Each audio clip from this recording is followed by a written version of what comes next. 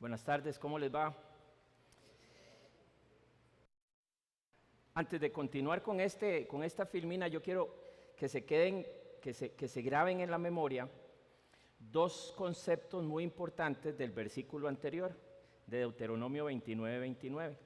Porque ahí dicen, el primer concepto que quiero que se graben es que las cosas reveladas son para nosotros y para nuestros hijos. Suena raro, ¿verdad? Pero ahí dice, ahora vamos a ver por qué. Y la segunda es que esas cosas reveladas nos van a permitir cumplir toda la ley o la ley de Dios. No toda, porque nosotros como humanos, como seres no celestiales, no podemos ser perfectos ni llegaremos a ser perfectos, sino hasta que estemos en la presencia del Señor. La voluntad revelada de Dios, ustedes se han preguntado, ¿a quién se la dejó Dios?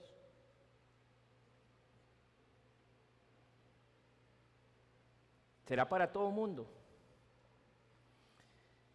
Dice el Salmo, enséñame a hacer tu voluntad, porque tú eres mi Dios, tu buen espíritu me guíe a tierra de rectitud. Nosotros tenemos que hacer las de David igual. Señor, enséñame a hacer tu voluntad. ¿Pero por qué? Porque tú eres mi Dios. Tú eres mi Dios, tú eres mi Señor, tú eres mi Adonai, tú eres mi Kyrios. Y yo soy tu esclavo, yo soy tu siervo. Y por eso, enséñame a hacer tu voluntad. Y el tercer punto que queda aquí es que Él nos va a enseñar a hacer su voluntad cuando se lo pedimos por medio de su Espíritu. No es nada mágico, no es que voy a abrir una cajita de conflex y ahí dice, esta es la voluntad tuya para hoy. No es mágico, no es mágico. Y ahora lo vamos a ver. Entonces aquí hay un punto importante. Si es por medio del Espíritu de Dios, quiere decir que yo debería de tener ese Espíritu de Dios. Y Jesús se lo dijo a Nicodemo cuando le dijo, de cierto os digo, que el que no nace de agua y del Espíritu, no puede entrar en el reino de Dios. O sea, la voluntad revelada de Dios es solamente para sus hijos. Por eso no es para todos. Cuando nosotros le pedimos a Dios que nos enseñe, debemos de entender dos principios y dos conceptos básicos. El primero, cuando le decimos enséñame, es porque no sé cómo se hace. Si yo le digo, Señor, enséñame a cómo se cambia la llanta de un carro, es porque no sé cambiarla. Entonces, cuando yo le digo, enséñame, tenemos que entender que es porque no sé lo que Él quiere que yo haga. Y de ahí empieza el otro concepto que es, ok, yo ahora quiero que me enseñe, pero también enséñame a ponerlo en práctica, porque qué bonito llegar y decirle, mira Dios, enséñame a cambiar la llanta del carro, pero cuando me estallo, paro y, mira, ¿quién me ayuda? No tiene sentido. Quiere decir que Dios nos va a revelar su voluntad para que la apliquemos a nuestra vida, para que nosotros busquemos hacer su voluntad de una manera correcta. El Salmo 25 dice, muéstrame Jehová tus caminos, enséñame tus sendas, encamíname en tu verdad y enséñame.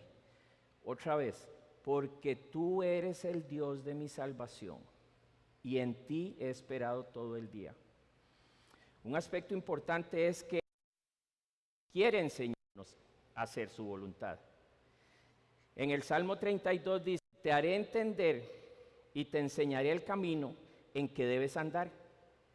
Sobre ti fijaré mis ojos. Y no se preocupen por la segunda parte del versículo, porque no es para ustedes, ese es para mí. Cuando dice, no seáis como el caballo y como el mulo, sin entendimiento, que han de ser sujetados con cabestro y con freno, porque si no, no se acercan a ti. Ese es para mí. Yo lo puse, pero es para mí. Porque yo era un caballo, yo era un mulo, yo hacía lo que me daba la gana. Ese era yo. Algunos de ustedes saben que mi hija monta caballos. Ella hace una actividad que se llama doma clásica.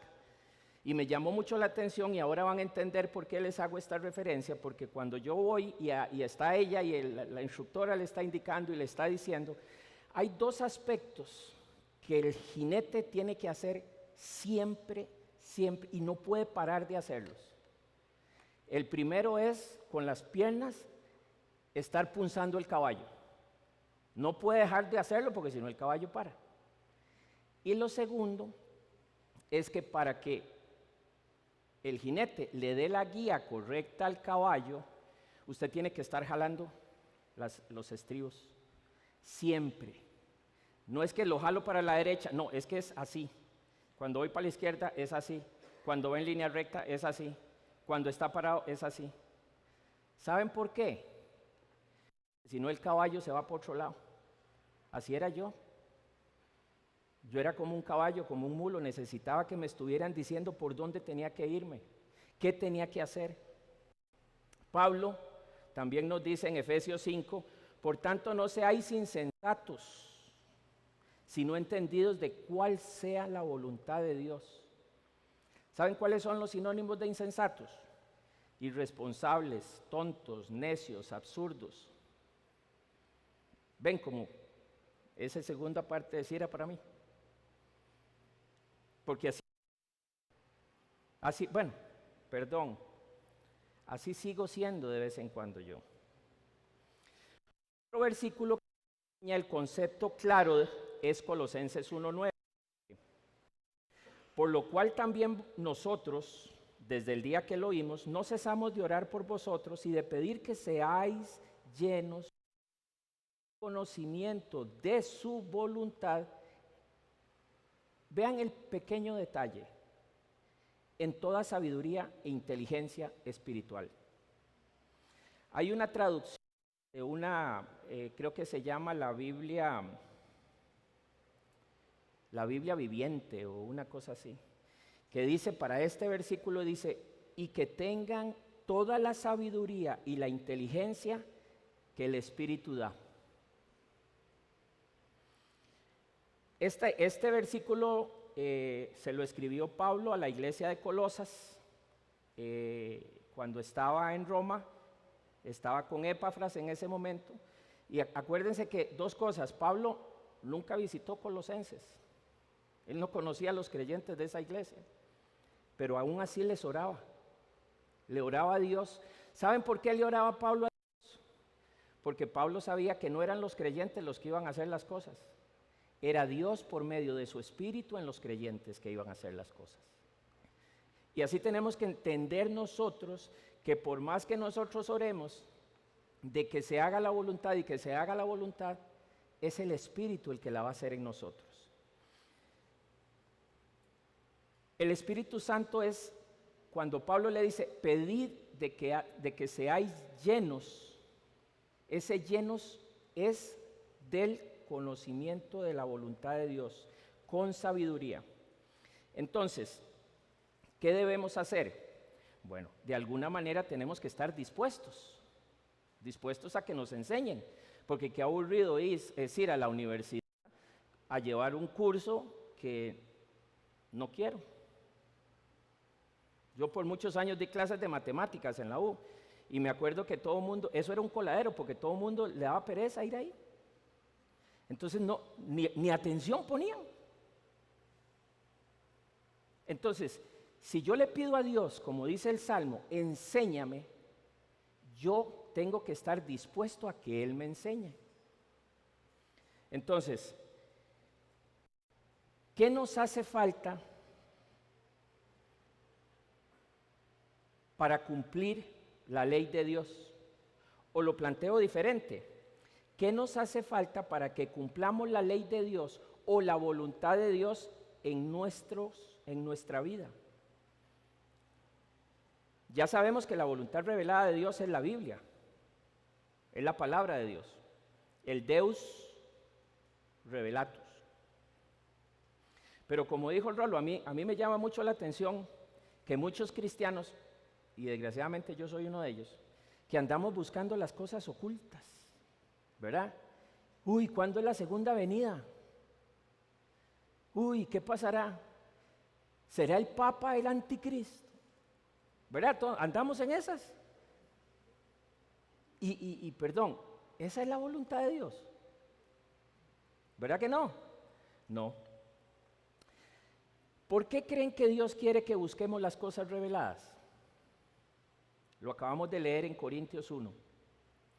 Porque ellas nos llenarán del conocimiento de su voluntad en sabiduría y en inteligencia.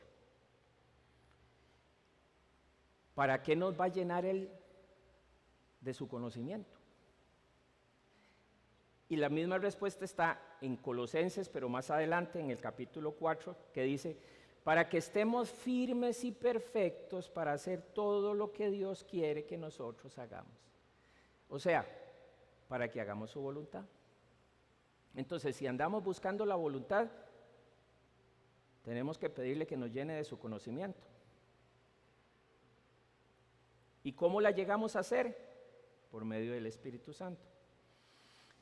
Dios quiere poner en nosotros sus principios, sus preceptos, darnos ejemplos de cómo la voluntad de Él está escrita en la Biblia para nosotros. Eso es básicamente, en otras palabras, estudiar diligentemente la Biblia, que es la voluntad revelada de Dios, nos lleva a conocer la guía de Dios para que nosotros encontremos la voluntad nuestra según Dios.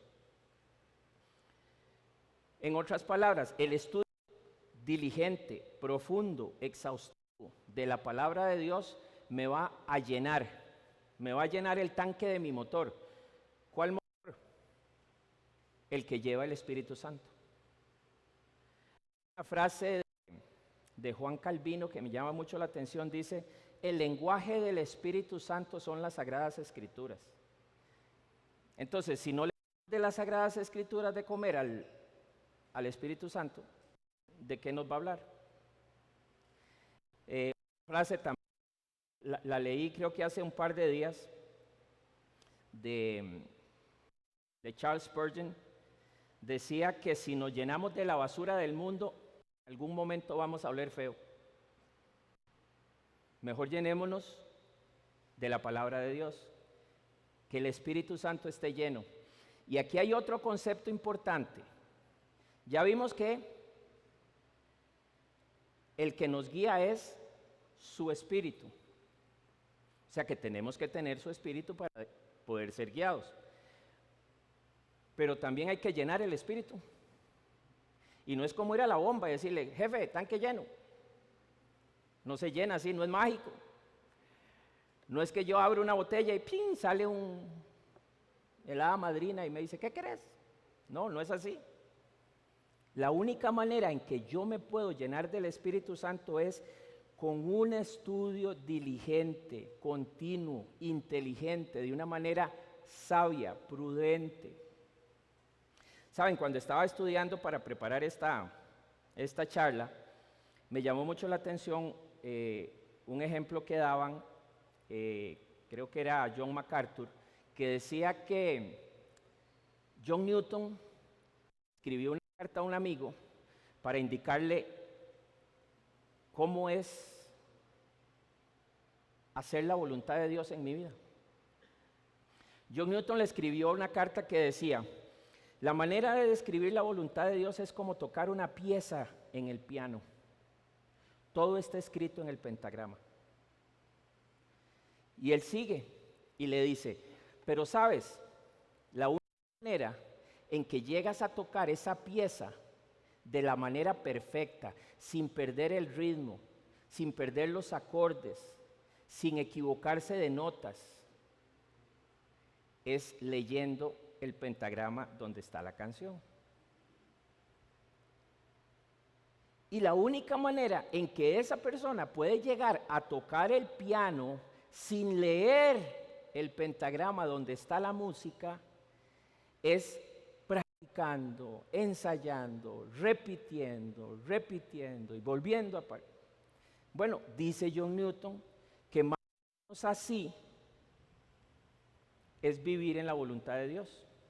Solo estudiando, vamos a poder entender la voluntad de Dios para nuestras vidas.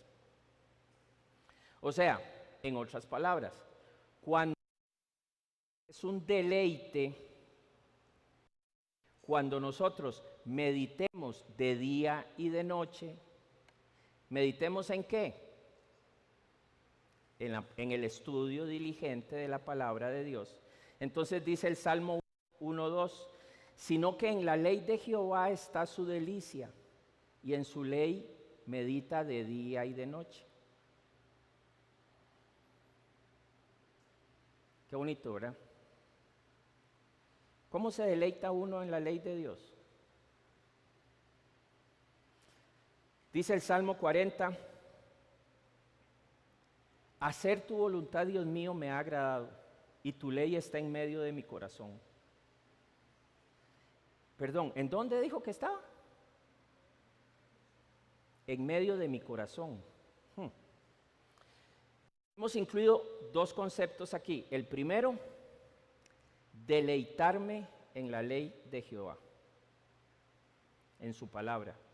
Y el segundo, que esa ley esté en mi corazón. Entonces, viene el concepto de deleitarnos en buscar hacer la voluntad de Dios, que es fundamental para poder llegar a encontrarla. O sea, no es solo leer la Biblia. O sea, no es solo estudiar la Biblia. Dice que tenemos que deleitarnos en estudiar la Biblia.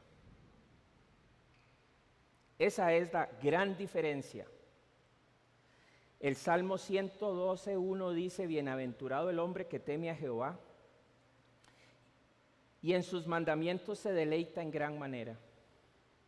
Y este proverbio, perdón, pero viera cómo me golpea a mí. Dice, hijo mío, es para mí, no sé para ustedes, pero es para mí. Hijo mío, si recibieres mis palabras y mis mandamientos guardares dentro de ti, en el corazón, haciendo estar atento tu oído a la sabiduría, si inclinares tu corazón a la prudencia, si clamares a la inteligencia y a la prudencia dieres tu voz, si como a plata la buscares y la escudriñares como a tesoros, entonces entenderás el temor de Jehová y hallarás el conocimiento de Dios. Les hago una pregunta, cuando a ustedes les gusta una canción, ¿qué hacen? Cuando a ustedes les gusta un libro, ¿qué hacen? Cuando a ustedes les gusta una película, ¿qué hacen? A mí me gusta el café, yo me tomo como 8 o 9 tazas al día. A mí me gusta. Yo me deleito en tomar café. ¿Verdad que no nos apartamos cuando algo es nuestro deleite? Bueno, eso es lo que quiere que hagamos, eso es lo que Dios quiere que hagamos para que podamos encontrar en la palabra de Dios cuál es la voluntad que Él tiene para mi vida. Que su palabra sea un deleite. Ahora, nosotros tenemos que quererlo, por supuesto, tiene que haber un deseo de querer meditar, estudiar, profundizar. Pablo le dijo a la iglesia de Filipenses 2:13, yo sé que todos se lo saben, por eso no lo puse. ¿Verdad que sí? ¿No se lo saben? Bueno, yo lo voy a leer, pero lo voy a leer porque no quiero parafrasearlo. Yo sí me lo sé. Dice, ocupaos en vuestra salvación con temor y temblor. Porque Dios es el que en vosotros produce así el querer como el hacer por su buena voluntad. Chihuahuas dirían por ahí. O sea, ¿es Él en mí? Entonces, tenemos que estar, digamos que dispuestos, porque la primera parte dice, ocupaos en vuestra salvación. O sea, tengo que estar dispuesto, tengo que ocuparme en hacer algo. Pero Dios es el quien produce todo nosotros. O sea, cuando yo le digo, enséñame a hacer tu voluntad, es Él quien lo produjo en mí. Pero viene la pregunta, ¿cómo es que me enseña? ¿Cómo es que lo hace Dios en mí? Bueno, dice Dios, pero este es el pacto que haré con la casa de Israel. Después de aquellos días, dice Jehová, pondré mi ley en su mente y la escribiré en sus corazones, y yo seré su Dios y ellos serán mi pueblo. ¿Y cómo lo va a hacer? ¿Cómo lo hará, Señor? Bueno, dice, os daré corazón nuevo y pondré espíritu nuevo dentro de vosotros y quitaré de vuestra carne el corazón de piedra y os daré un corazón de carne. Y pondré dentro de vosotros, repitan conmigo, y pondré dentro de vosotros, o sea, no soy yo el que lo pone, y pondré dentro de vosotros mi espíritu.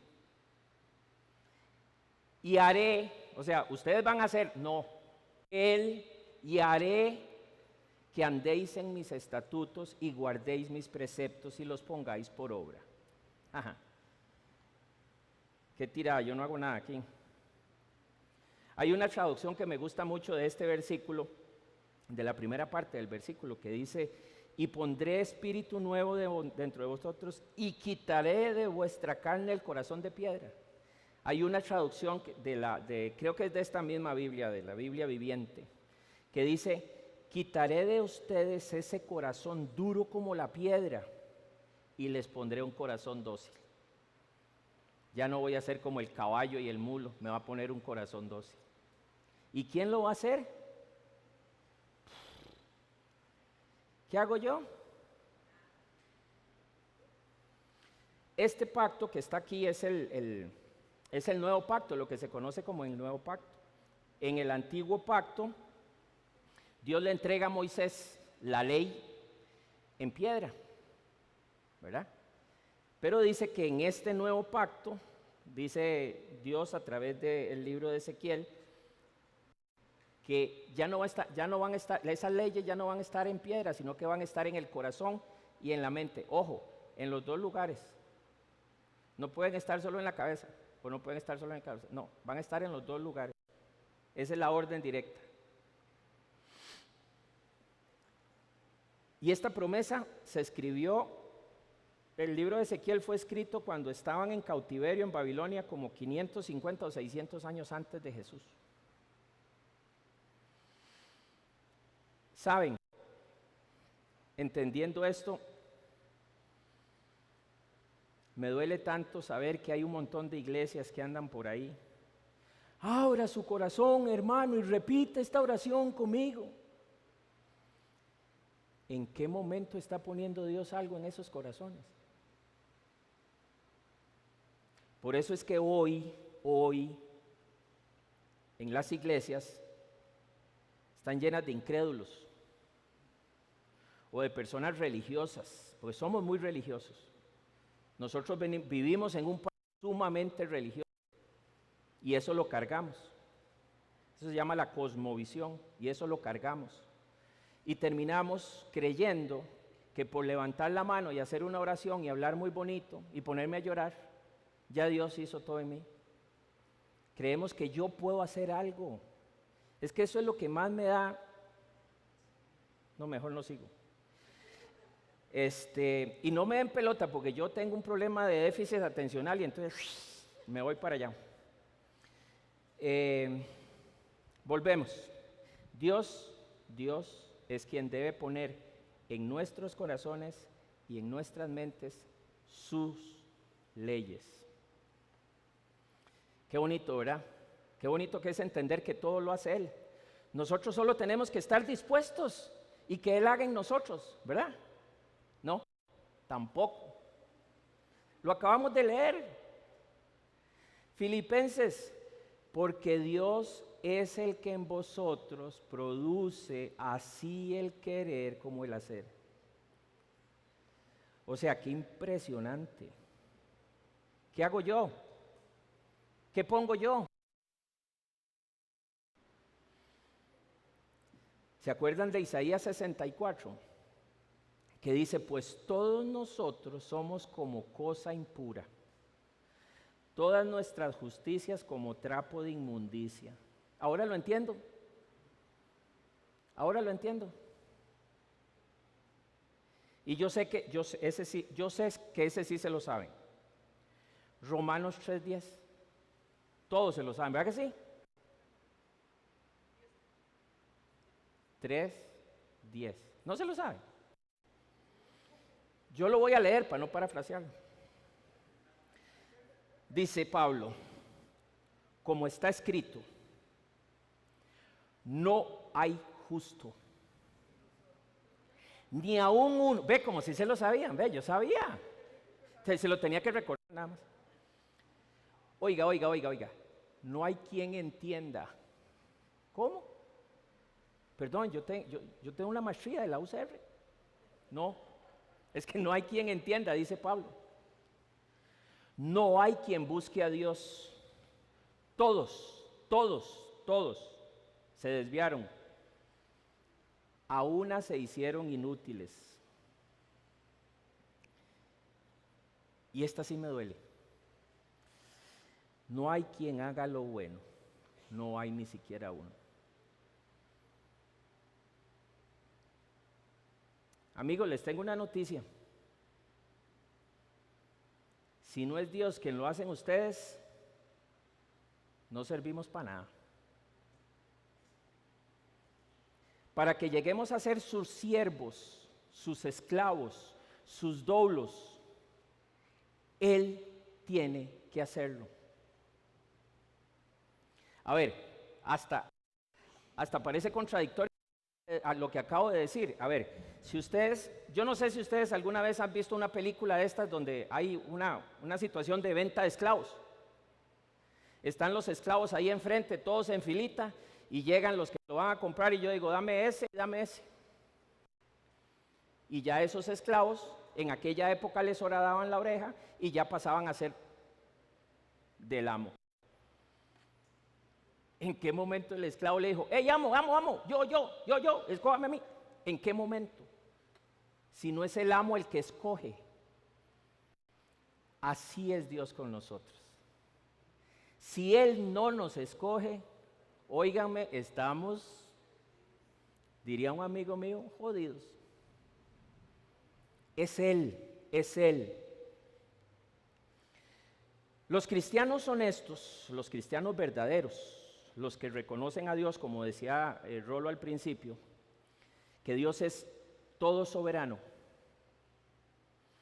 entendemos que la voluntad divina siempre se va a cumplir, nos guste o no nos guste.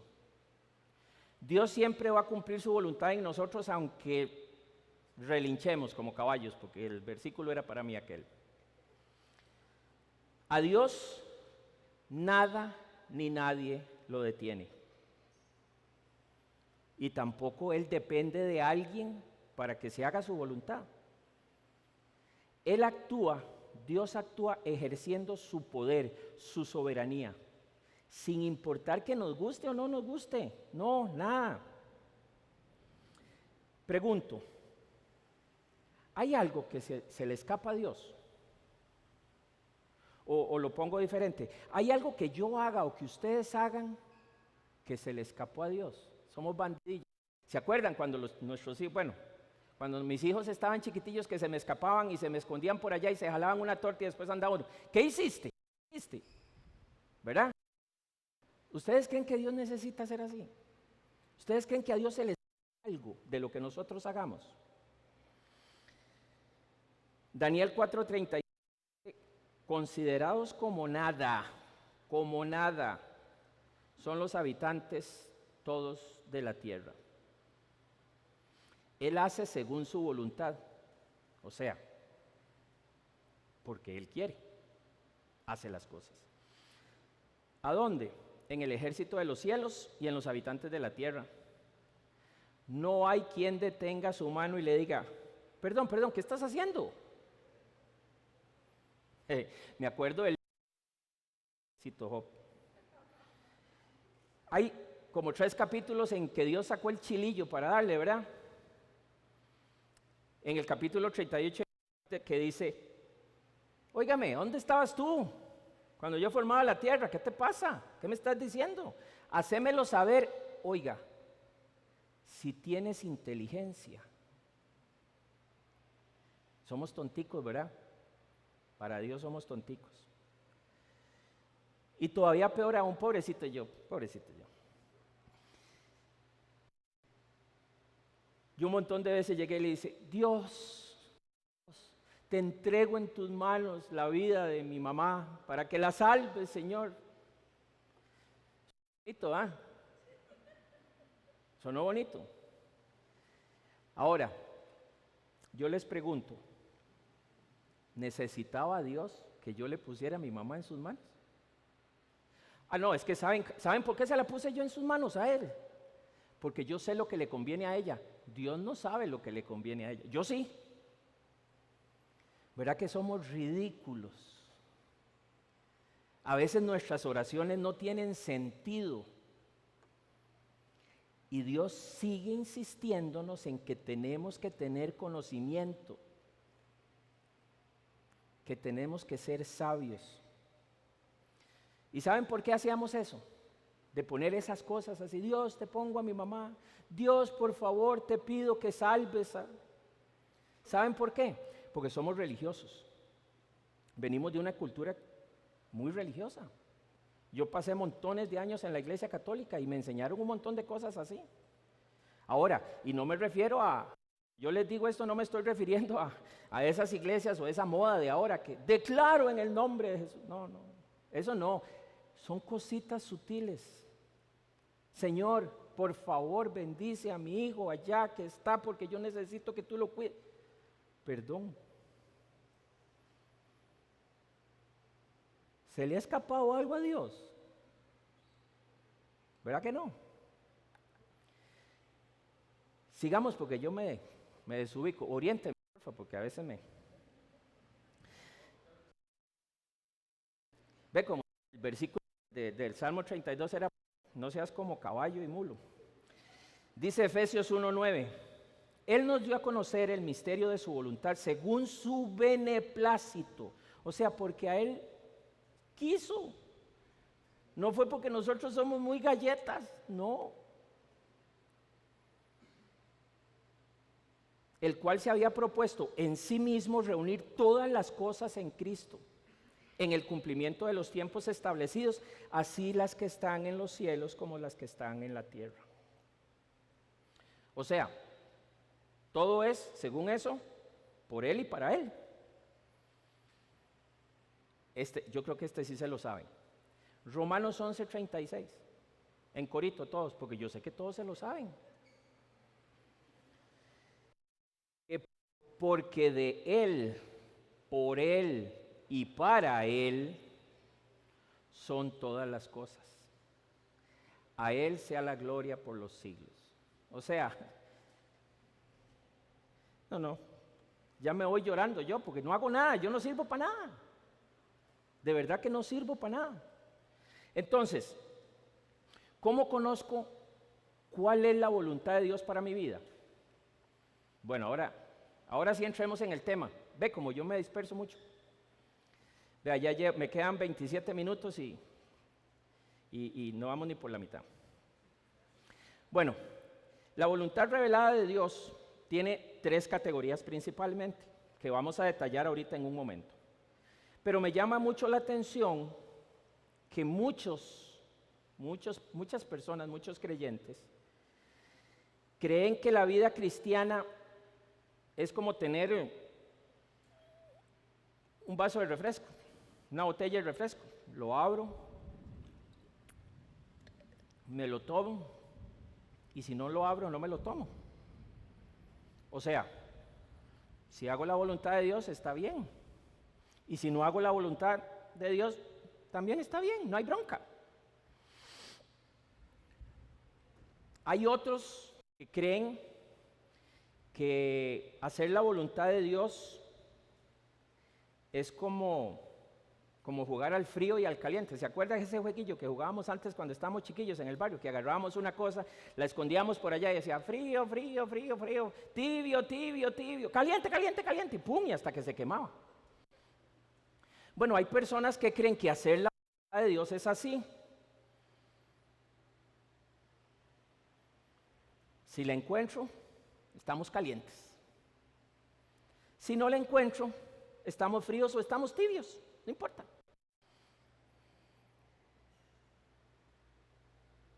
Y Dios, en el libro de Apocalipsis, en el capítulo 3, le manda un mensajito a la iglesia de la Odisea. Ese yo lo voy a leer porque yo sé que no se lo saben. Apocalipsis 3:15. Yo conozco tus obras, que ni eres frío ni eres caliente. Ojalá fueras frío o fueras caliente. Pero por cuanto eres tibio y no frío ni caliente, te vomitaré de mi boca. Ay, qué duro. Hay otros todavía peor que creen que nunca van a llegar a hacer la voluntad de Dios en vida y esperan estar muertos para llegar a hacer la voluntad de Dios allá.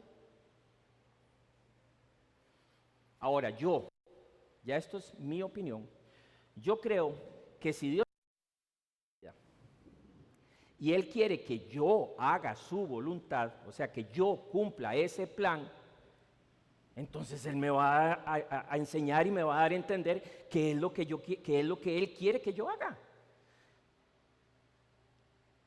A ver, Él no me va a mandar una situación, una circunstancia, un problema, y se va a sentar en aquella esquina allá arriba a ver qué hago. Y cuando meto las de andar va a decir, ay, pobrecito mi chiquito, tan tontico. Él no trabaja así. Para entender mejor cuál es la voluntad revelada de Dios para nosotros, tenemos que analizar estas tres grandes categorías. La voluntad decretiva, la voluntad preceptiva y la voluntad de beneplácito. Entonces volvemos a la pregunta, ¿cómo conozco cuál de esas tres voluntades de Dios son para mí? Bueno, vamos a analizar la primera. La primera voluntad es la voluntad decretiva. En la voluntad decretiva se manifiesta la soberanía de Dios. Él deja que pase lo que tiene que pasar. Lo pare, ni nadie que lo detenga, ni le contradiga. Esa voluntad es la voluntad soberana de Dios. Si quieren conocer un poco más sobre ese atributo de la voluntad o de la soberanía de Dios, en la página de Unánimes, en la sección de estudios bíblicos, hay una sección que se llama Atributos de Dios y ahí está. Ahí son, creo que hay como 20 y algo de atributos. Ahí está uno de ellos. Sería importante que ustedes entendieran para que entiendan qué es la soberanía de Dios. Algunas veces esta soberanía de Dios es llamada o declarada como la voluntad absoluta de Dios, ¿verdad? Por ejemplo, la creación es una voluntad decretiva de Dios. Dice Génesis 1:1, en el principio creó Dios los cielos y la tierra. La creación es un decreto divino, Él lo decretó. Y Génesis 3:5 dice, dijo Dios, sea la luz. Y fue la luz. Vio Dios que la luz era buena y separó la luz de las tinieblas, llamó a la luz día y a la tiniebla noche, o llamó noche. Y fue la tarde y la mañana del primer día.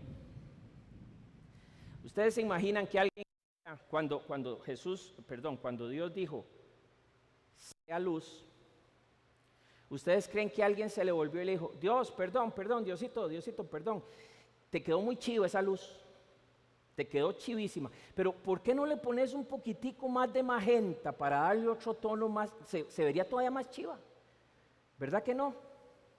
Dios lo decretó y se hizo. Nosotros no podemos hacer nada por esa voluntad. Me vuelvo a acordar otra vez de Job, pobrecito Job. Cuando en el mismo capítulo 38, Dios le dice, ¿conoces las leyes de los cielos? ¿Dispones tú dominio sobre la tierra? Saben, la tierra está metida en una galaxia y la tierra orbita alrededor del sol, ¿verdad? Yo no sé si ustedes saben, esa órbita no es circular, es elíptica, ¿verdad? Y además la Tierra viaja a más de 104,000 kilómetros por hora. Ahí va sola dando vueltas. ¿Ustedes alguna vez se han preguntado por qué esa órbita es elíptica? ¿Ustedes se han preguntado por qué viaja a 104,000 kilómetros por hora? ¿Por qué no viaja a 200,000 kilómetros por hora? ¿Verdad que no? No, porque no podemos mejorarla, porque no podemos hacer nada por ella. Efesios 1:4 dice, según nos escogió en Él antes de la fundación del mundo para que fuéramos santos y sin mancha delante de Él. Por su amor nos predestinó para ser adoptados hijos suyos por medio de Jesucristo según el puro afecto de su voluntad. La salvación de su iglesia es un decreto divino. En esta voluntad, Dios subraya su soberanía sobre todas las cosas, sobre la creación, sobre la historia, sobre la providencia. O sea, la voluntad decretiva de Dios marca el presente, el pasado y el futuro nuestro.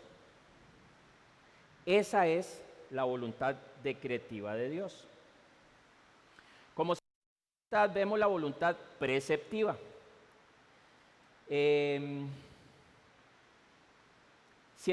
Bien, la voluntad decretiva, la que acabamos de ver, nosotros no podemos ni cuestionarla, ni modificarla, ni cambiarla, ni resistirla, ni mucho menos. Pero la voluntad preceptiva de Dios no solamente la podemos resistir, sino que desgraciadamente la resistimos siempre, siempre. La voluntad preceptiva proviene de la ley de Dios y la ley moral, que es la que Dios quiere que nosotros cumplamos. Nos dice Dios que Él nos demanda un estándar como portadores de su imagen. Si somos nacidos de nuevo, si somos creyentes, Dios demanda de nosotros una moral como portadores de su imagen. Pablo dice en Efesios, pues somos hechura suya, creados en Cristo Jesús para todas buenas obras. Esta voluntad de Dios, Dios la da sin importar si cumplimos o no cumplimos. Para nosotros la voluntad preceptiva de Dios es o está en los 10 mandamientos, en los 5 primeros libros de la ley de Moisés, la Torá, y también está en lo que Dios nos dejó, en lo que Jesús nos dejó en Mateo como el sermón del monte. Recuerdan que, yo no sé si ustedes lo han leído, vieran qué interesante, ese capitulillo 6, 7 y 8 de Mateo.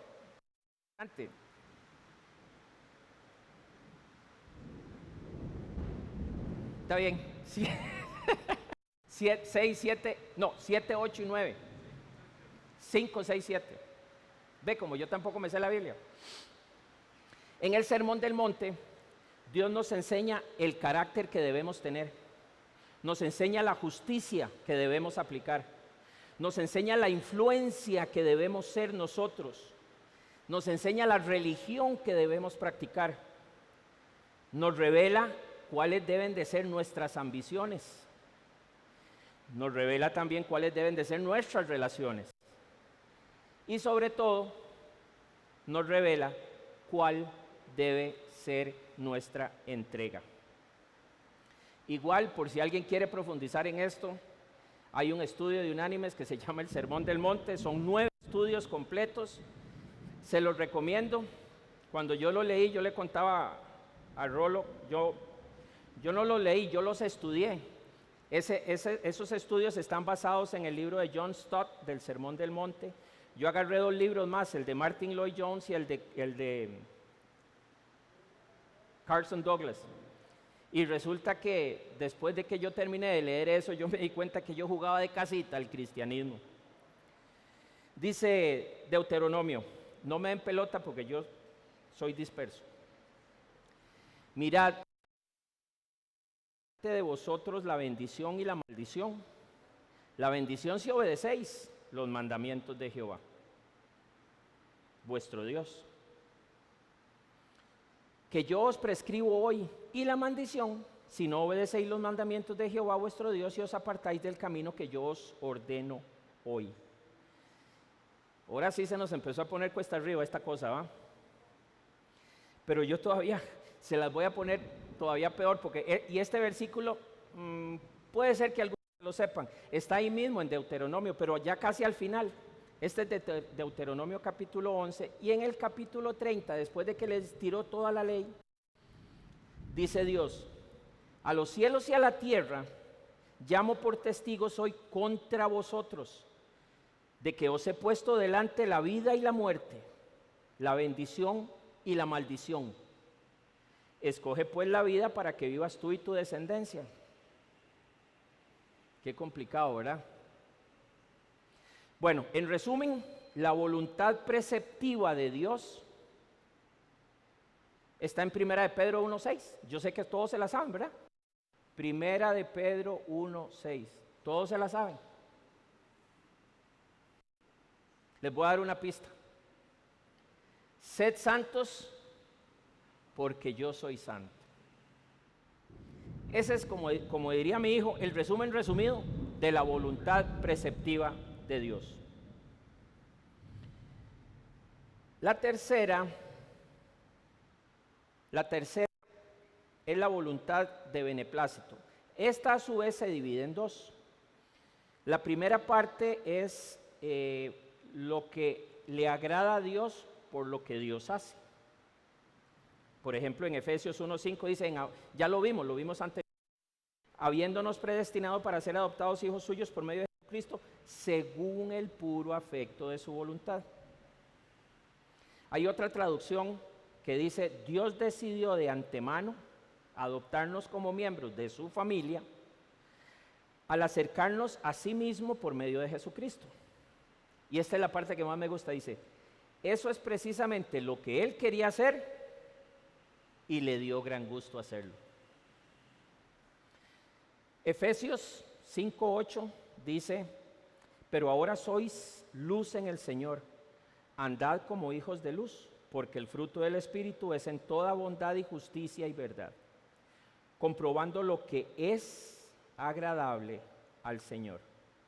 La otra parte de esta misma voluntad se refiere al deleite de Dios cuando nosotros hacemos algo que Él nos ordenó, ¿verdad?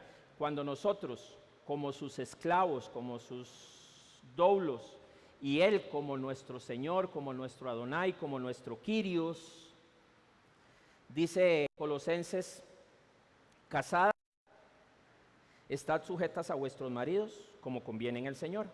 Maridos, amad a vuestras mujeres y no seáis ásperos con ellas. Hijos, obedeced a vuestros padres en todo, porque esto agrada al Señor. Padres, no exasperéis a vuestros hijos para que no se desalienten. O sea, según esto, Dios se complace cuando lo obedecemos, pero también se disgusta cuando no le obedecemos. Ahora, hay algo importante, ya vimos las tres voluntades. Hay algo importante que quiero aclararles. No es que se contradigan entre ellas o haya conflicto entre ellas, ni mucho menos. Tenemos que entender la voluntad divina refleja un plan divino. Y para explicarles esto les voy a dar un ejemplo. ¿Se acuerdan cuando Pedro en Pentecostés se para y les dice a todos: varones israelitas, oíd estas palabras? Jesús Nazareno, varón aprobado por Dios entre vosotros, con las maravillas y prodigios y señales que Dios hizo en vosotros por medio de él, como, oiga lo que dice, como vosotros mismos sabéis, a Jesús, entregado por el determinado consejo y anticipado conocimiento de Dios, prendisteis y matasteis por manos de inicuos. Entonces ustedes me pueden decir ahí, oh, pero de ahí, desde una perspectiva humana, la muerte de Jesús violó la voluntad preceptiva, porque en Éxodo 20 dice, no matarás. Pero el detalle está en el determinado consejo y anticipado conocimiento de Dios. Quiere decir que la muerte o la cruz de Cristo nos ayuda a entender que nada, absolutamente nada, puede frustrar la voluntad de Dios de asegurarnos su salvación. En resumen, la voluntad preceptiva y la voluntad de su beneplácito son las que nosotros debemos de cumplir. La decretiva, ni siquiera la cuestionamos, no nos metemos en eso. Tenemos que ver el mundo desde una perspectiva diferente, desde la perspectiva que nos enseña el Sermón del Monte con todas sus características. El Salmo 119 dice, lámpara es a mis pies tu palabra y lumbrera a mi camino. Todo lo cumplimos, o más bien, perdón, Él lo cumple en nosotros cuando estudiando su palabra somos guiados por el Espíritu Santo. Todos los que son guiados por el Espíritu de Dios son hijos de Dios.